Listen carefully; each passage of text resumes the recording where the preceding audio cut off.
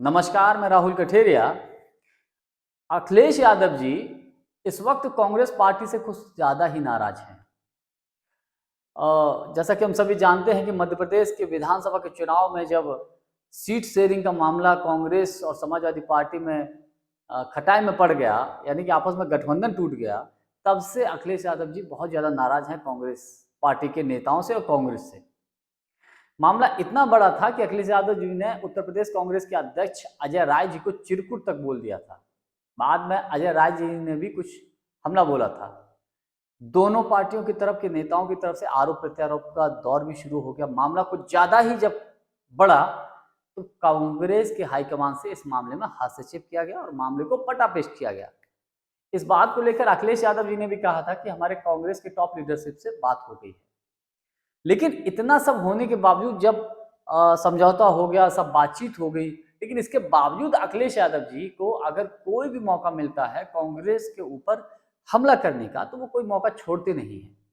अब हाल में ताजा उदाहरण ये है कि मध्य प्रदेश में विधानसभा का चुनाव है और चुनाव में उन्होंने कहा है कि कांग्रेस जो है, जो आज जनगणना की बात करती है, जातिगत जनगणना की, पहले तो जातिगत जनगणना को कांग्रेस ने ही रोका था।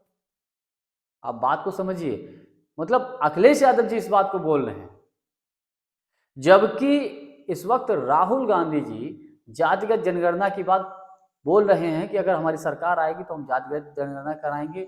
और अगर मोदी जी नहीं करा पा रहे हैं तो 2011 में जो कांग्रेस ने कराई थी उसको आप लागू कर दीजिए, उसको आप ओपन कर दीजिए।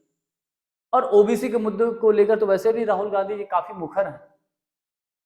तो इतना सब होने के बावजूद अखिलेश यादव जी का ये बोलना कि कांग्रेस चाहती तो जातिगत जनगणना बहुत पहले हो सकती थी, तो ये चीजें कहीं ना कहीं ये दर्शाती हैं कि अखिलेश यादव जी आज भी कांग्रेस से खासे नाराज हैं। हम समझने की कोशिश करते हैं कि आखिर अखिलेश यादव जी नाराज क्यों है, ये डर की वजह क्या है, आखिर ऐसा उन्हें क्या डर महसूस हो रहा है कांग्रेस से। तो संक्षिप्त बातों में आप ये समझिए कि देखिए, विधानसभा का चुनाव और लोकसभा का चुनाव अलग अलग होता है। दोनों ही चुनावों में अलग अलग समीकरण होते हैं। उत्तर प्रदेश में 2022 का जब विधानसभा का चुनाव हुआ था तब यहाँ पर सीधा जो फाइट हुई थी वो भाजपा और सपा के बीच हुई थी। समाजवादी पार्टी की राजनीति मुस्लिम, ओबीसी और थोड़ा सा दलित इस पर टिकी हुई होती है। लेकिन चूंकि अब लोकसभा का चुनाव होने जा रहा है तो कुछ जिन राज्यों में विधानसभा के चुनाव हो चुके हैं आप उनके परिणाम उठाकर देख लीजिए, या जिन राज्यों में अभी विधानसभा के चुनाव होने जा रहे हैं आप उनके परिणाम उठाकर देख लेना। जिस वोट बैंक पर समाजवादी पार्टी की राजनीति चलती है वो वोट बैंक इस वक्त कांग्रेस पार्टी की तरफ डाइवर्ट होता जा रहा है। बात मैं कर रहा हूं, जो देश का मुस्लिम समाज है वो मोस्टली कांग्रेस की तरफ झुकाव हो रहा है। क्योंकि देखिए, इस वक्त लोगों को जो बीजेपी के खिलाफ है वो सिर्फ ये देख रहे हैं कि लोकसभा में बीजेपी को कौन रोक सकता है। तो समाजवादी पार्टी तो क्षेत्रीय पार्टी है, वो उसका वजूद तो केवल उत्तर प्रदेश में है। तो पूरे देश का जो मुस्लिम समाज है या पूरे देश में वो कौम है, वो लोग जो चाहते हैं कि बीजेपी सत्ता में ना आए 24 में केंद्र में, तो वो कांग्रेस के पक्ष में लामबंद हो रही हैं। और जिस प्रकार से राहुल गांधी जी ने ओबीसी के मामले को लेकर भारतीय जनता पार्टी को घेरा है, ओबीसी के मुद्दे को लेकर हमलावर हुए हैं कांग्रेस पार्टी और राहुल गांधी जी, तो ओबीसी समाज बहुत हद तक कांग्रेस की तरफ डाइवर्ट हो रहा है। तो ये भी समाजवादी पार्टी के मुखिया अखिलेश यादव जी को डर है कि अगर ऐसा होता है तो वोट बैंक तो उनका ही खिसक रहा है। और दूसरी तरफ मुस्लिम समाज, जिसके दम पर समाजवादी पार्टी की राजनीति होती है, अखिलेश यादव जी पॉलिटिक्स करते हैं, बसपा करती है, वो भी डाइवर्ट हो रहा है कांग्रेस की तरफ लोकसभा के चुनाव को देखते हुए।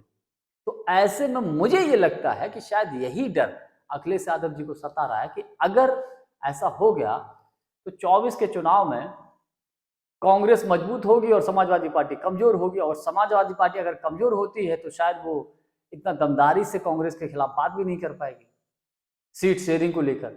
तो मुझे लगता है शायद इसीलिए ये जब तब जो है अखिलेश यादव जी कांग्रेस के ऊपर हमलावर रहते हैं।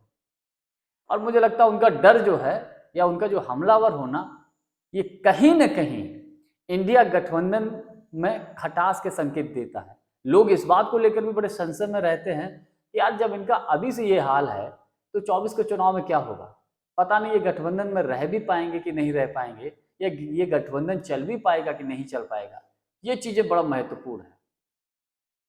आज के लिए बस इतना ही। वीडियो को लाइक शेयर, चैनल को सब्सक्राइब जरूर कर दीजिएगा। बहुत बहुत धन्यवाद। नमस्कार।